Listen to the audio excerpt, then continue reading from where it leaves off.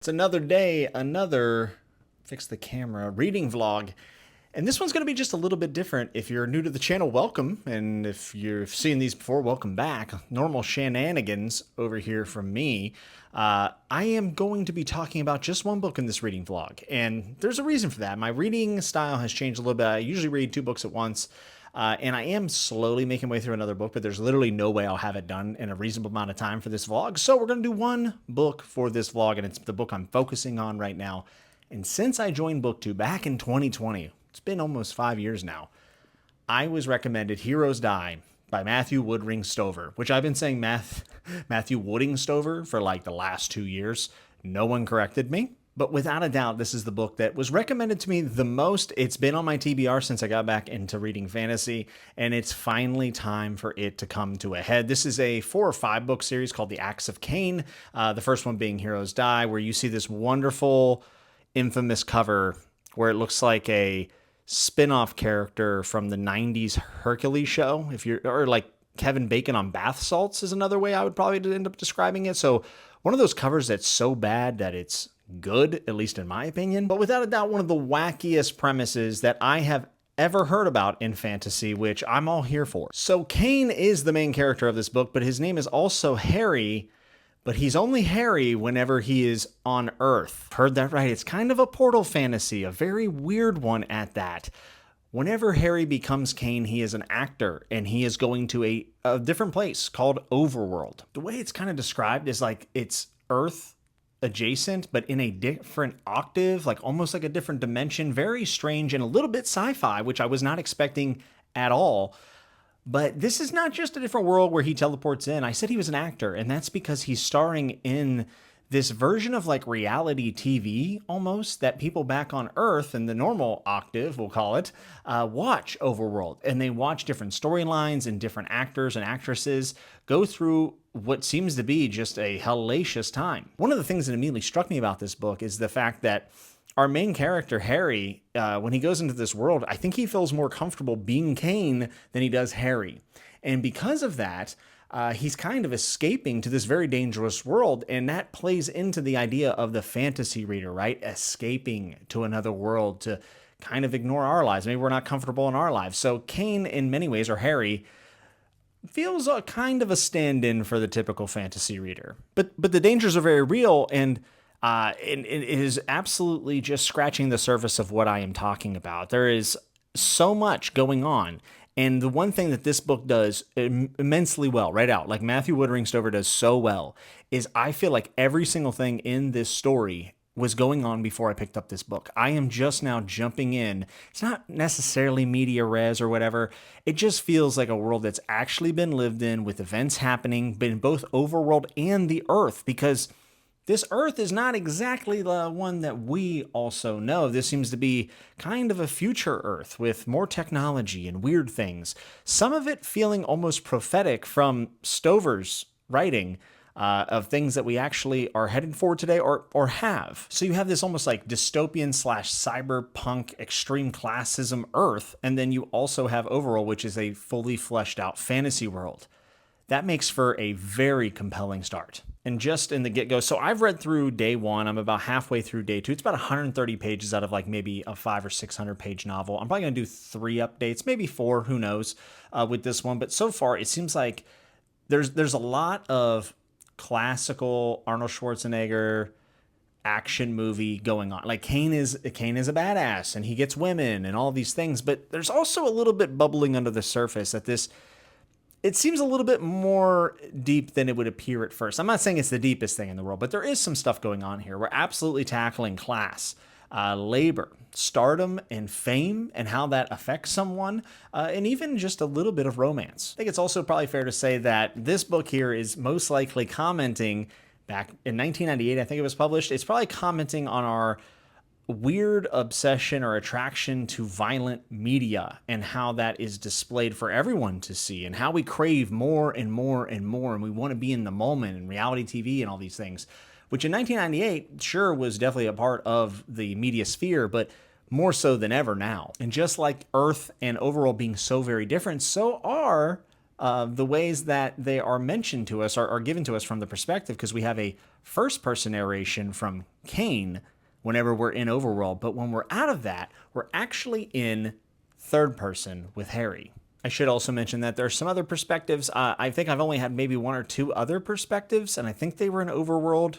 There might have been one also in Earth. I'd have to double check that. But there's a lot going on in the writing, and I love Stover's sentence variants. I feel like the book is fun to read, but also pretty well written for the most part.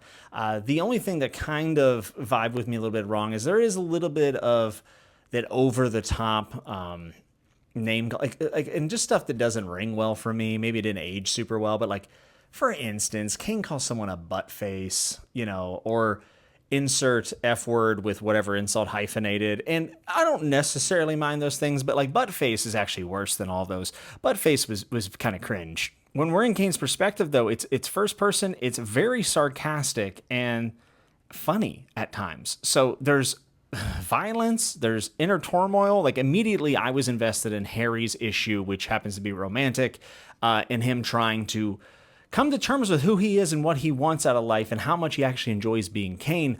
All of that stuff was great. So there's a good balance between action and humor and personal drama.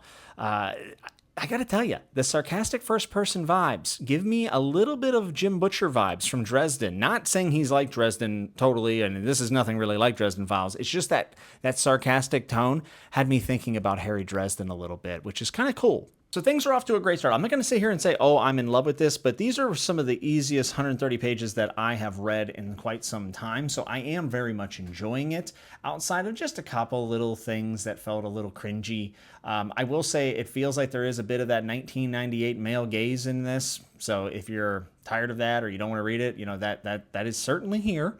Little sex and rock and roll type deal. But the last comparison I'm going to make before I end this first part of the vlog is, this is making me want to rewatch Westworld. Only season 1, though. I didn't like anything else past season 1. But it does have a bit of that Westworld feel. And I am so fascinated to see exactly what the consequences are of Kane's new mission. He's going in to Overworld with motivations from Earth as Kane to go and rescue someone. And I think that we're going to see a lot of consequences. And I'm also interested to see how the higher-ups at the production level, like, because he has an agent and then there's production companies and presidents and CEOs, they're painted pretty much one-dimensional. I mean, they are evil and you dislike them. That's where a lot of the classism stuff comes in. But I'll be interested to see how he meshes those things as we go on. Really enjoying the fantastical stuff here. The Fae are whatever. It's fine. It's not my favorite thing. I've never really enjoyed Fae in any story I've read, but they are here. But it's not that big of a downer. So let's see where Stover goes and see if he can keep this momentum. Because right now I'm just having fun while being a little bit invested. Not 100% in, but I'm invested. So let's see if he can keep it up through 500, 600 pages. And who knows, maybe we'll have another slammer on our hands. There's going to be a ton of B-roll in this because I went to Ireland, visited my great friends Carlos and Yolanda from StoryTube, and I just want to share how amazing of a trip it was. So I will be having all that in the B-roll. So these B-roll sections, maybe they'll be longer, maybe they won't be. We'll see whatever happens in editing. But that is the footage that you'll be seeing. That trip was like a couple weeks ago. So I'm not obviously in Ireland right now, but I need to fit it in because I only have one book to talk about in this vlog. So I'll see you soon.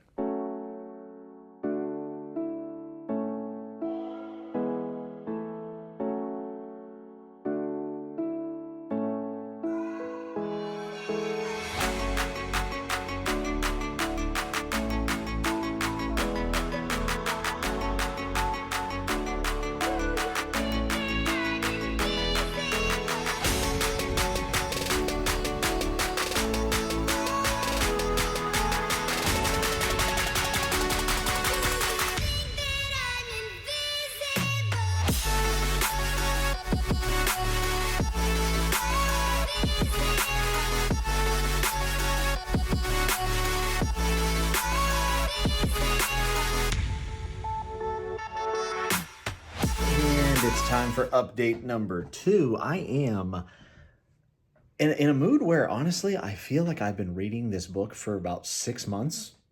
And I don't know why, because it's only been, I think, roughly 5 days. But, and it's not that I'm not enjoying this book. I am, but I just feel like I've been reading it forever. I am a decent way through. My next update will most likely be the ending.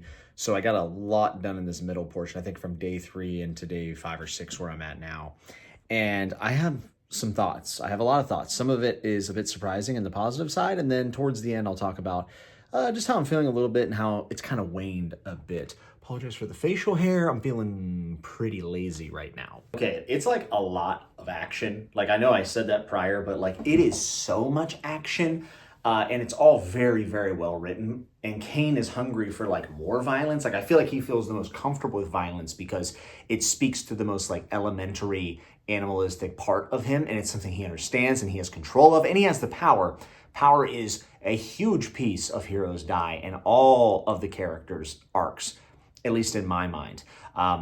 And even though it might sound like Kane is a bit of a back and forth good and bad character, and I think that is somewhat true, there's also just a lot of staunchly drawn lines in the sand of like evil and good, which is a bit refreshing with everything being so morally gray. There are some truly detestable antagonists in this. But even with that, I think that Kane's almost hunger for violence does make him somewhat conflicting to read about, even though we are cheering for him. The best part of this middle section, though, is not kneecaps being bent or Kane doing something like super duper violent. It's actually the conversation that we see between the Emperor and Kane, and also a couple other conversations. But the whole time I'm wondering, like, does this fantasy world, does Overworld know about Earth? Do they know the fact that, like, outsiders are visiting? And it turns out it does, and it all comes out in this conversation, and it is the best part of the book so far. In fact, nothing in the book has actually reached this pinnacle for me since, which is why I'm starting to wane just a little bit on the book, and I'll explain that in due time. But this conversation begins to explain how Overworld is somewhat aware of this other place and these people coming in. And you would think that it would be very obvious that this like medieval, just fantasy world in general, would have way more darkness to it and would be the obvious worst place of the two. But in fact, Earth, in some ways, actually feels like it might be on the wrong side of this thing, which is not something I expected, and the way that it's relayed through the Emperor makes the Emperor a way more interesting character. And the Emperor is not someone that we necessarily love, but between his almost like interesting toxic masculinity relationship with Byrne, the other antagonist, and then him spitting some facts about Earth and how they're meddling, you're like, I'm starting to feel weird. It messes with the perspective of the reader thinking about the good and evil sides, even though there are definitely people who fit those dichotomies. But the Emperor and these people that you're starting to feel a little bit of sympathy for are still killers and not great people. And one of the coolest parts of this is that in Overworld, there is now, through the Emperor, this like kind of adjacent version of Christianity where they've kind of figured out like maybe what some of what Earth believes, and then you see it come into the Overworld section of the book, and it's because they realize that, hey, we can control people, we can get more power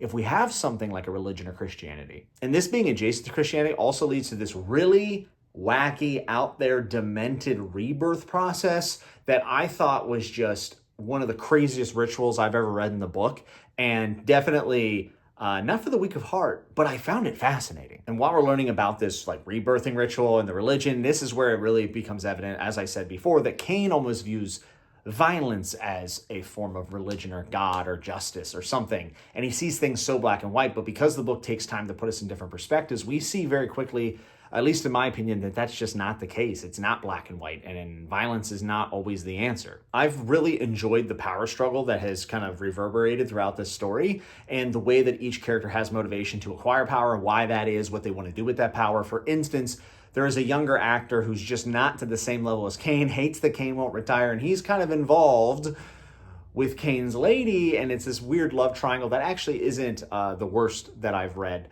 It definitely still has like some of the more pulpy aspects to it, but like his motivation for wanting more power is because he's been beneath Kane in this tree and at where he finds himself at with the studio, and then his power that he's after is magic, and that's leveling the playing field.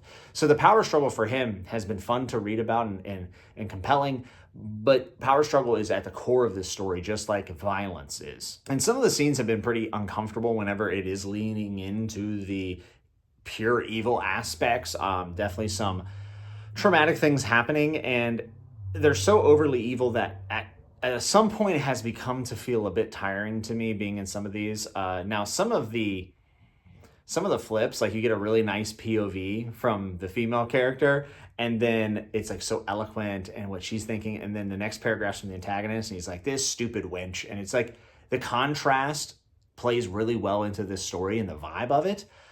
But at some point, the overly evil stuff, I have this, whenever it's just like almost sociopathic. After so many hundreds of pages, it can feel just a little bit tiring. And that also leads me into kind of where I'm finding myself waning a bit on this book. This book's not terribly long. It's like 530 pages. I do think it's really well written, and I'm enjoying a lot of it. But ever since like I've started to get a little bit more of the answers, we're leaning now into getting things moving and getting the action going. So the action has started to become a bit redundant, a lot of kneecaps being bent backwards, though I do appreciate the actual application of leg kicks in combat. I think that's pretty cool. But I'm not feeling the stakes any longer. It is quite enjoyable how much fun's being poked at with masculinity. It's something that I'm very much into as someone who's been around a lot of different hobbies and professions and stuff that kind of revolves around people being overly masculine, and then how that kind of plays into people's relationships and the power dynamics between them. I mean, I'm thinking of the Emperor and Burn in this book, but there's other ones as well. But yeah, the stakes just aren't there right now, and I'm feeling fatigued by all of the actions, and I'm never really worried about any of the POVs, which is fine because like you need characters to move on and stuff. I'm not asking for the whole crew to die or the cast to die or anything, but maybe we could find a little bit more interesting ways of getting them into these positions or mixing up the action. Like I have actually found the conversations to be the best part of this, especially through Cain and his father. Oh, that's some good stuff.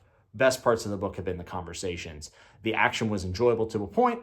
Now I'm kind of over it. So I'm definitely not disliking the book. This book is still very solid to me. I would say it's above average read right now for me, but I am kind of ready for it to be over. So I'm curious to see what the last few days, this last act will have for me and offer me and change my experience and maybe catapult me into the sequels, which I have heard are a little bit more different, a little bit more philosophical, which is actually not a bad thing. I think if we got away for a little bit of the 90s, 80s action stuff and more into like the really interesting world building and the questions being posed of the characters that are in this, weird world, whether it be the Earth or Overworld, that would actually be a good thing for me. That'd be a more of a positive. I enjoy the pulpy aspects. I enjoy the action, but I think Stover is a pretty crafty guy, and I think he could do a little bit more. The world building is really cool. A lot of the stuff in Overworld just continues to impress me and kind of like live in my brain. I like thinking about the world. I like thinking about Earth as well.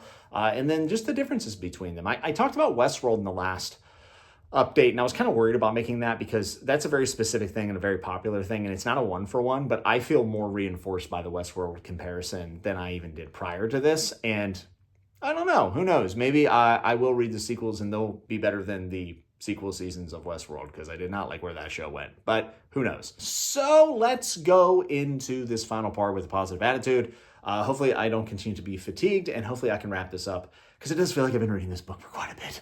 But I'm still enjoying it a lot. So let's see what happens. Maybe the ending will be so clutch that I'll want to continue on with the sequels, especially, like I said, with them being a bit different than this first entry. I'll see you very soon.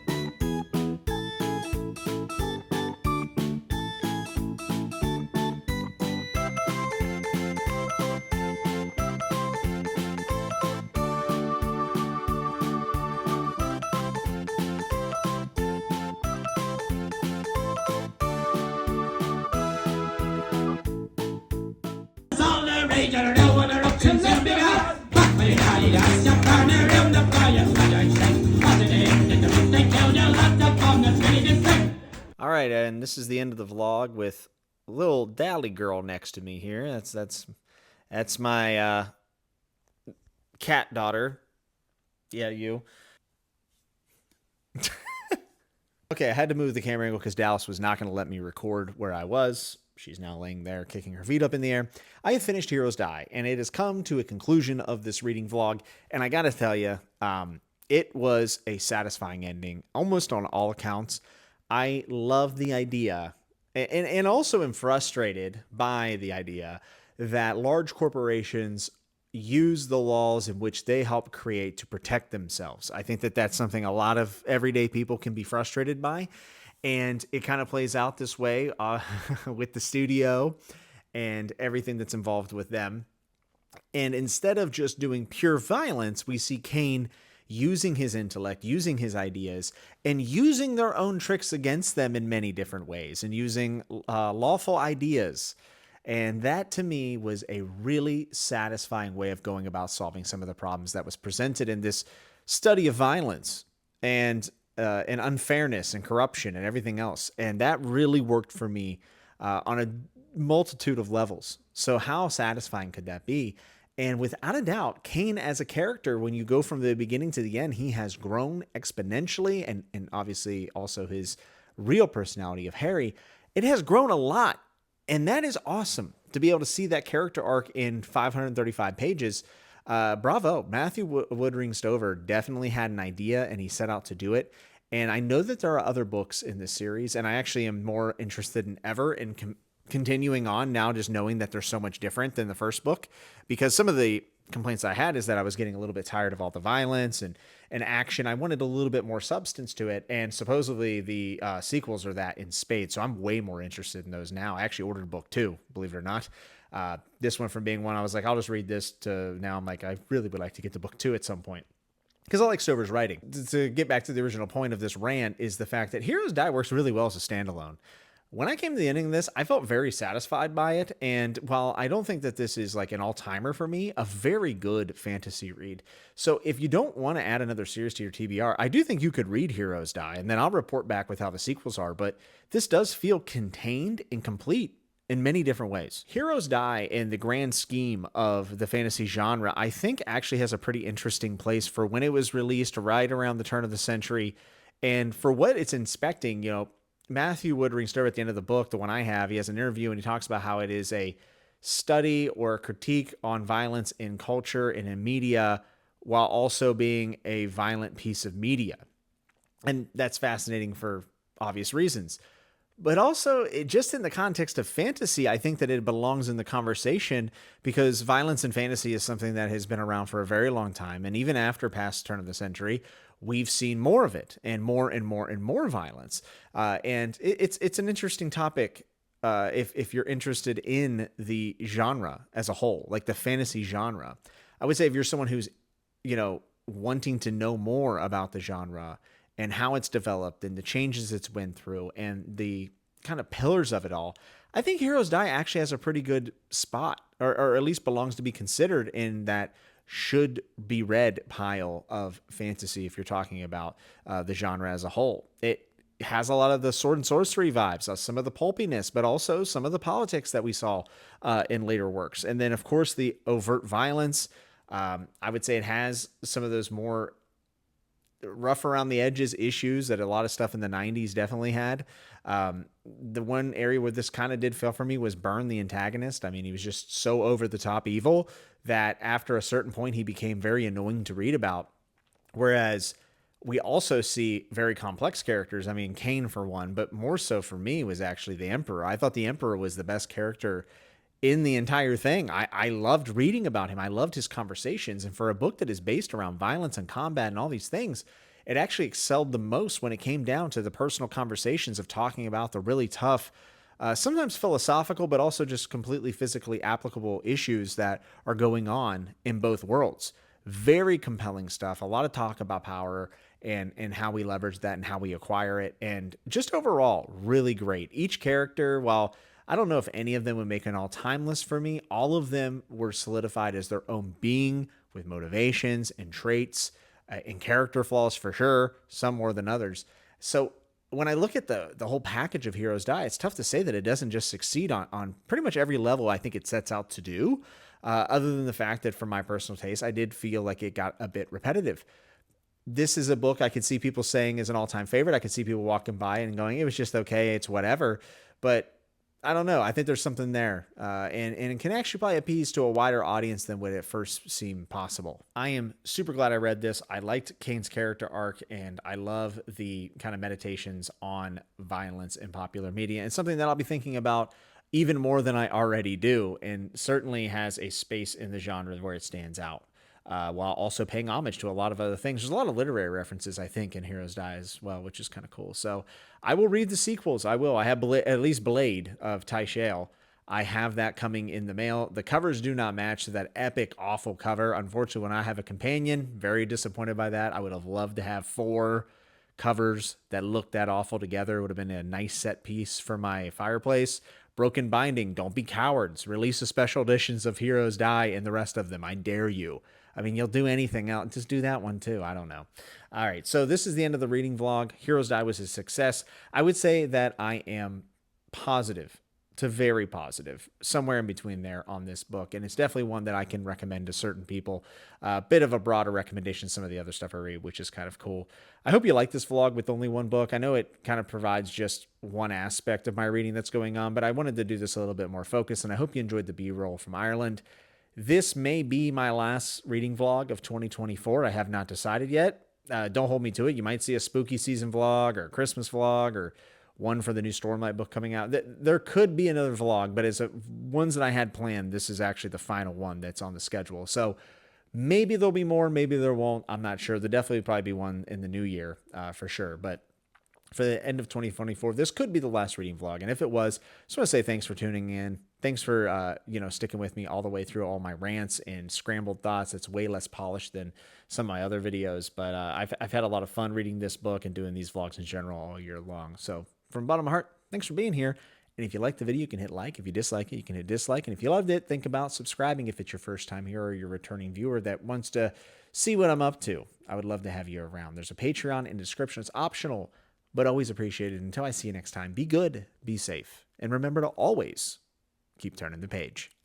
I want to give a big shout out to all my patrons, but especially my Kingsguard, which include Bridger, Zan, Adam K, Emil, Jonathan J, Prithvi, Eric B, Chadia, Taylor D, Matthias D, Carlos, Yolanda John C, John Garrick, Henrik, Benjamin C, Sebastian M, Frank C, C. Scott, Jacob Wade, Darren, Jobot, Terrence F, Michael B, Lauren M, Nicholas E, Kai C, Kev, Ryan, Shad, Amanda V, Ikaika, RJ, Oscar A, Derry, Tanner, Stromboli Bones, Damon H, Kuiper, Caitlin S, Curran G, Slay, Mark J, Sabauti Archipelago, Socialist T, Social T is sorry, Andre J, Sean K, Bass, Evie, and Reading by My Shelf. Thank you all so much. You're the best.